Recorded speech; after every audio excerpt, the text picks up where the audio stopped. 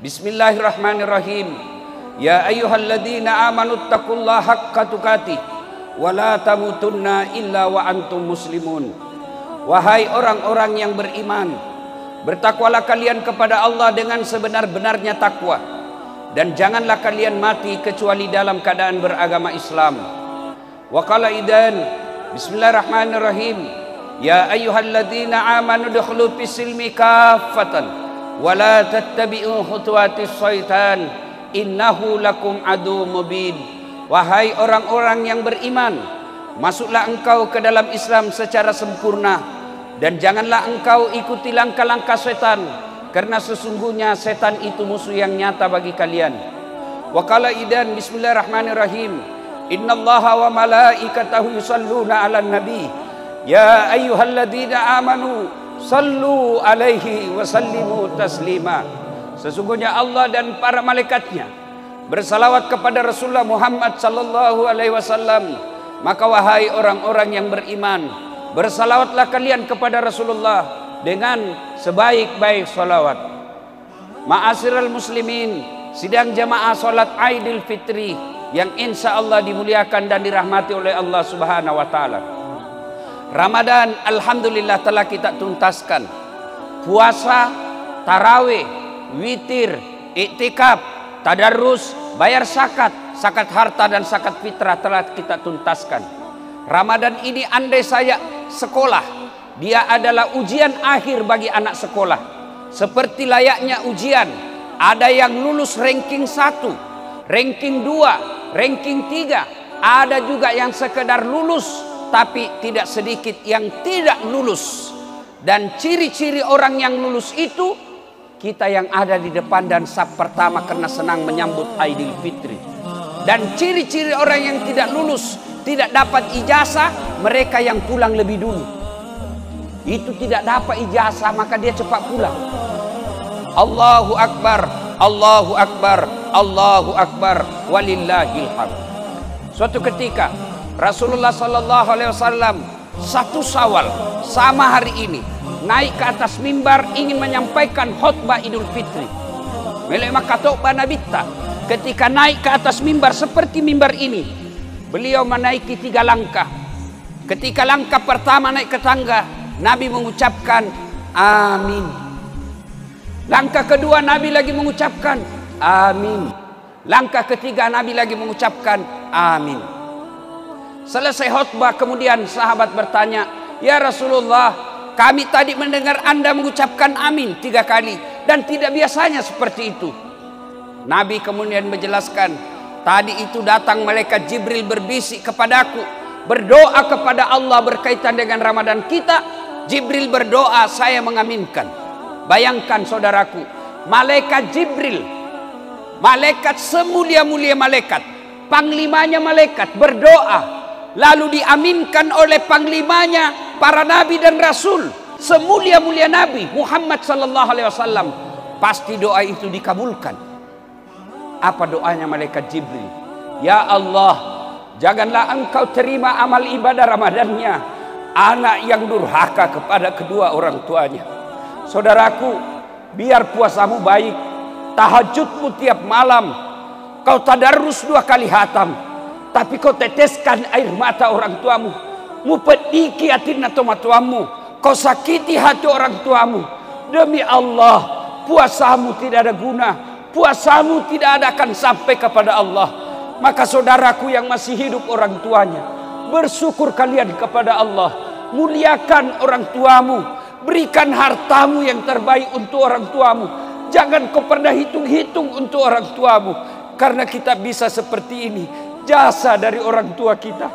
Maka Rasulullah pernah ditanya, "Ya Rasulullah, ada orang baik agamanya, bagus ibadahnya, tapi dia meneteskan air mata orang tuanya, dia mengecewakan orang tuanya." Apa kata Nabi? Anak itu jangankan masuk surga, baunya surga dia tidak akan dapat. Bersyukur kita yang masih hidup orang tuanya, meskipun sakit, meskipun menderita orang tua kita, lalu kita merawatnya bertahun-tahun. Ketahuilah, orang tua yang dirawat itu Allah tersenyum kepadamu karena engkau merawat orang tuamu. Tidak semua anak diberikan kesempatan untuk merawat orang tuanya. Umar bin Khattab pernah bertanya, "Ya Rasulullah, saya tahu tidak mungkin saya melihat wajahnya Allah di dunia. Saya tahu tidak mungkin saya bisa melihat Allah di muka bumi ini. Tapi saya mau ingin bagaimana supaya Allah tersenyum kepadaku." Maka Nabi menjawab, "Buatlah ibu bapakmu tersenyum, maka Allah pasti tersenyum kepadamu." Saudaraku, pulang lebaran ini, buat ibu bapakmu tersenyum, kasih yang hadiah yang terbaik, hibur dia, buatlah kalian dia bertemu kepadamu, maka Allah pasti tersenyum kepadamu. Adik-adikku para remaja, selesai biasa lebaran, kalian buka baju, kalian buka serban, kalian buka sarung, tapi kalian pergi tempat hiburan. Memang ada dosamu di tempat hiburan. Datanglah kepada orang tuamu, cium kakinya, jangan lepas tangannya sebelum dia katakan, "Wak dampangan nak, saya maafkan kamu." Dan kemuliaan orang tua itu luar biasa. Kita belum minta maaf, belum jabat tangan. Apa kata orang tua kita? "Nak, tidak ada dosamu nak. Meskipun ada dosamu, aku telah memaafkan kau lahir dan batin." Saudaraku, banyak orang dalam rantauan seperti kita ini yang ada di Batu Licin, ingin mencium ibu bapaknya, ingin mencium tangan ibu bapaknya, tapi ibu bapaknya ada di Jawa. Dia tidak kembali kampung karena uangnya terbatas.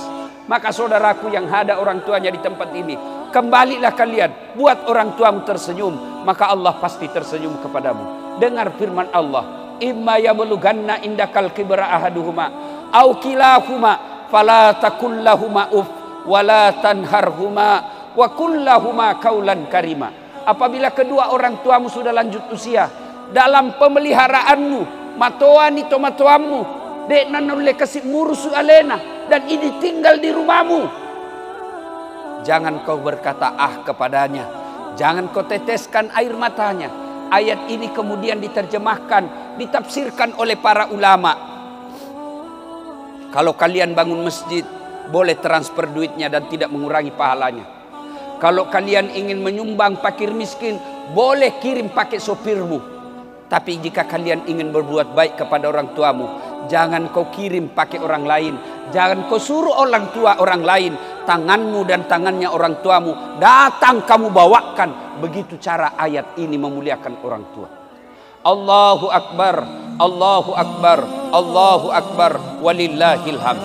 Bagaimana buat kita yang sudah wafat orang tuanya? Ustadz, saya dulu nakal, saya dulu sering mengecewakan orang tua saya.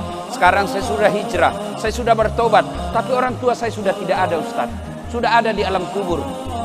Agama mengajarkan bagi mereka yang sudah wafat orang tuanya, satu, doakan orang tuamu.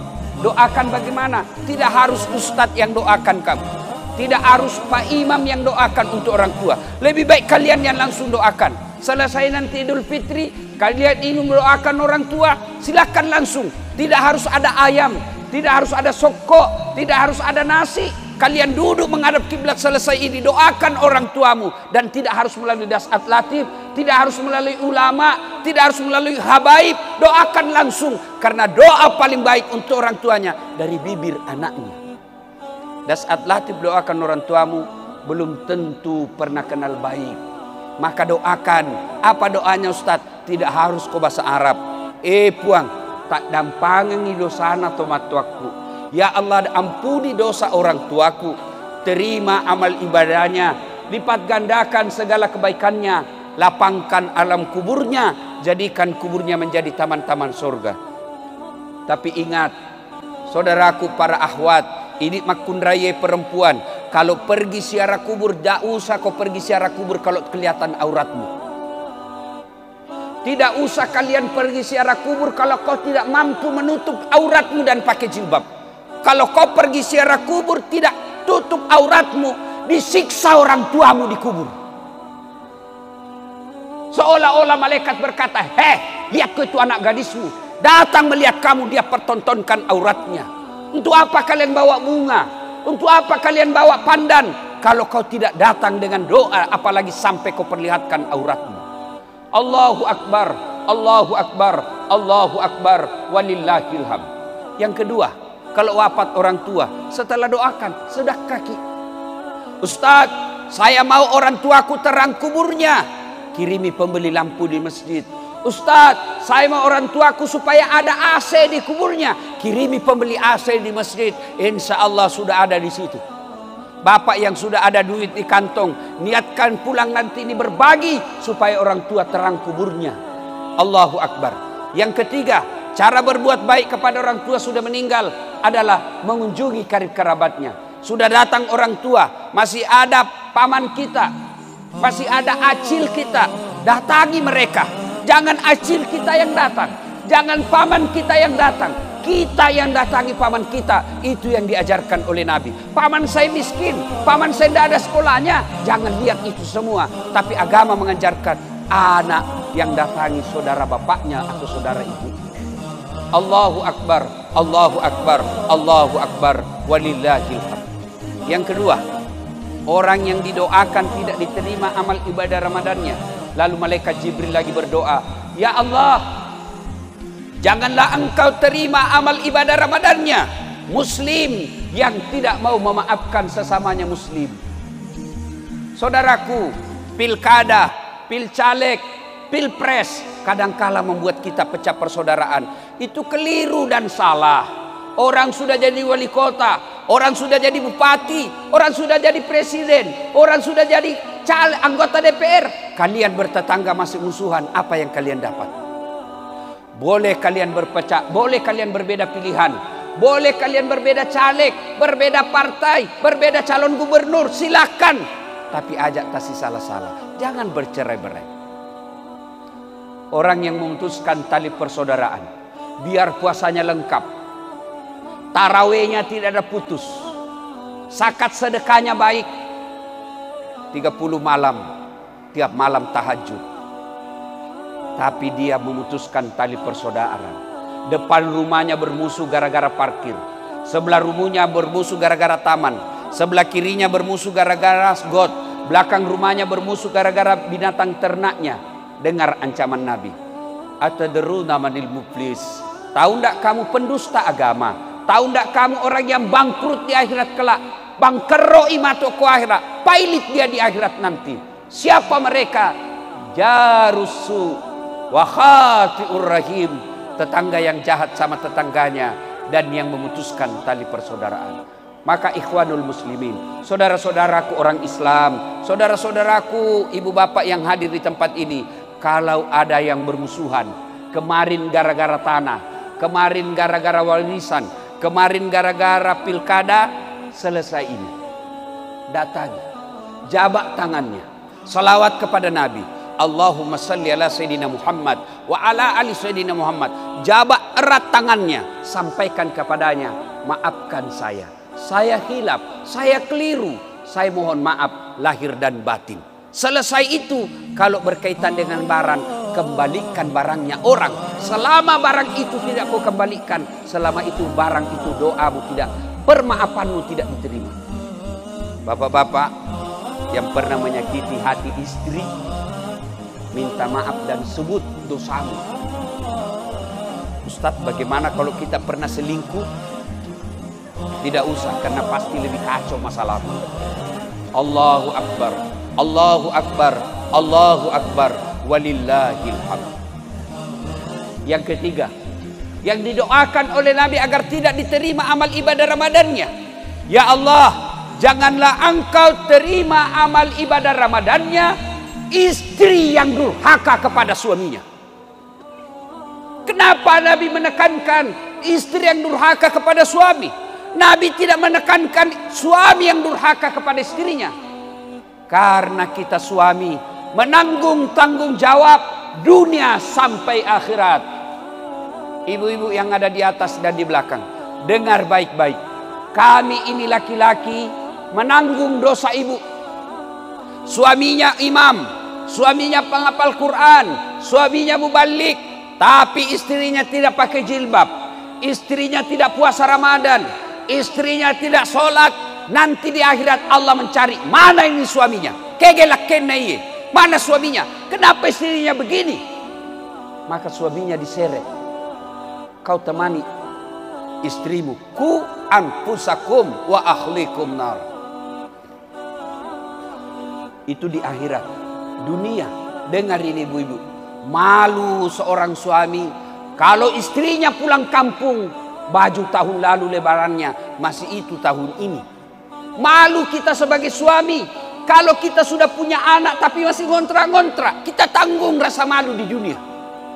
Mana pernah istri berpikir malu kalau suaminya tidak pakai cincin? Dunia kita tanggung. Berapa banyak seorang suami cari muka, membanting harga dirinya, datang ke bank, minjam uang, kredit. Untuk apa? Supaya anak istri bahagia di rumah.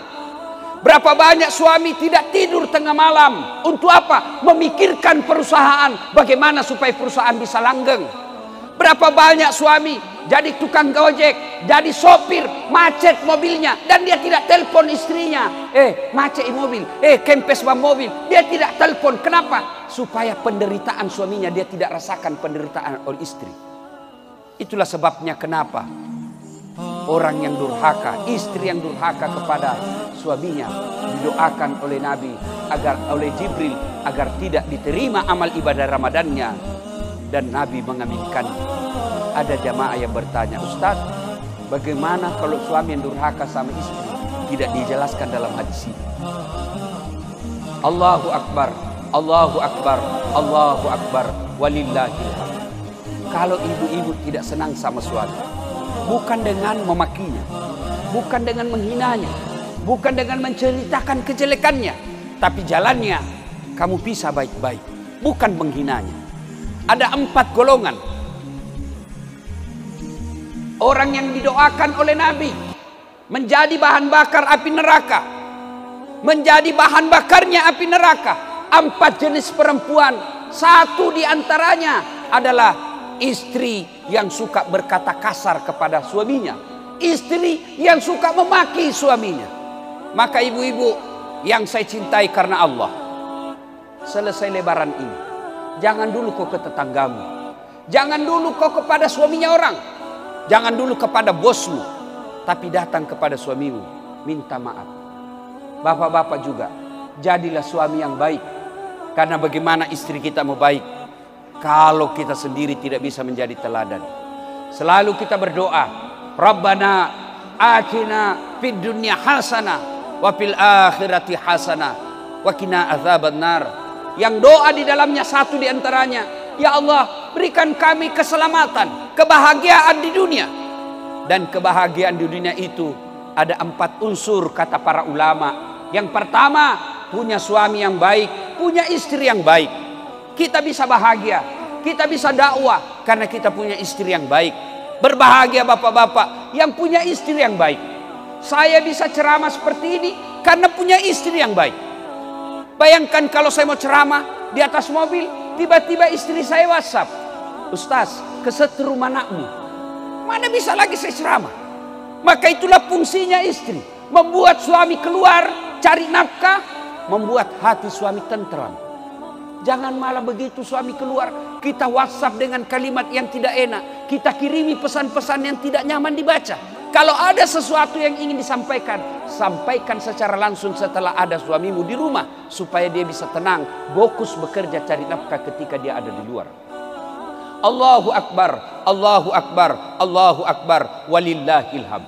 Yang kedua, unsur fid dunya hasanah, punya anak yang soleh dan soleha.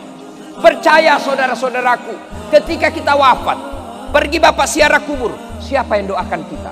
Ibu-ibu nih yang ada di atas dan belakang. Begitu ibu meninggal, siapa yang doakan ibu? Suami? Tidak, dia kawin lagi. Siapa yang doakan kita? Anak. Bagaimana anak kita mau doakan kalau dia tidak pernah diajarkan agama? Lihat anak-anak kita sekarang, lihat anak kita sekarang nanti kalau ziarah kubur. Dia cuma datang ke ziarah kubur lalu dia tulis OTW ziarah kubur. Sampai di kubur dia foto lagi dirinya, pegang batu nisan, kuburan nenek saya. Dia tidak ada berdoa. Maka begitu gambaran kita nanti ketika koniki buree, bapak ibu sudah dikubur, yang doakan kita anak. Kalau anak tidak dididik dengan baik, jangan harap dia akan doakan kita. Dan saudaraku, dikubur bukan 1 tahun, bukan 10 tahun. Bapak pergi merantau ke Jawa, orang Jawa merantau ke Batu Licin, kada nyaman, bulik ikam ke kampung. Tapi kalau sudah masuk di kubur, ada yang bulik. Kada enak di kubur, bulik ulun, kada ada. Allahu Akbar, Allahu Akbar, Allahu Akbar, walillahil hamd. Maka alangkah bahagianya orang tua di kuburnya sudah jadi tulang belulang, tapi anaknya setiap 5 waktu di sujud terakhirnya selalu berdoa, Allahumma ghfirli wali walidayya warhamhuma kama rabbayani shaghira. Bagaimana ada kita menjadi soleh dan soleha? Tidak usah cemaskan soal kantongnya, tidak usah cemaskan soal isi perutnya, cemaskan akhlak dan agamanya. Dan salah satu cara agar anakmu soleh dan tidak keras hati, tidak kepala batu, jangan kau kasih makan uang haram. Bapak boleh bisnis di luar, tapi hati-hati membawa uang pulang ke rumah, karena itu akan menjadi darah daging anak dan keturunan kita. Allahu Akbar, Allahu Akbar, Allahu Akbar, walillahil hamd. Yang keempat, yang disebut fid dunya hasanah. Yang ketiga, yaitu punya teman yang baik. Teman yang baik bukan tinggi pangkatnya. Teman yang baik yang bisa menunjukkan kamu ini baik, ini salah. Itulah teman yang baik. Bagaimana ciri-ciri teman yang baik? Masuk waktu sholat, dia ingatkan kita. Masuk waktu sholat, dia ajak kita sholat. Itulah teman yang baik. Mana lagi teman yang baik? Mereka yang akan hadir ketika susah, dan dia akan hadir ketika kita senang. Allahu Akbar. Dan yang keempat, fid dunya hasanah itu adalah punya harta yang berkah. Harta yang berkah itu bukan jumlahnya banyak, tapi berapa banyak harta kita bisa dinikmati oleh orang lain. Allahu Akbar, Allahu Akbar, Allahu Akbar, walillahil hamd. Sidang jamaah Aidil Fitri yang saya muliakan, pada akhirnya mari kita pelihara amal kita selama bulan suci Ramadan ini. Kalau kita terlibat anak yang durhaka sama orang tua, putus silaturahmi, kemudian kita termasuk istri yang durhaka kepada suami, wala tayasu mir rauhillah, jangan kau putus asa. Mari mohon ampun kepada Allah, lalu bermaaf-maafan kepada sesama manusia.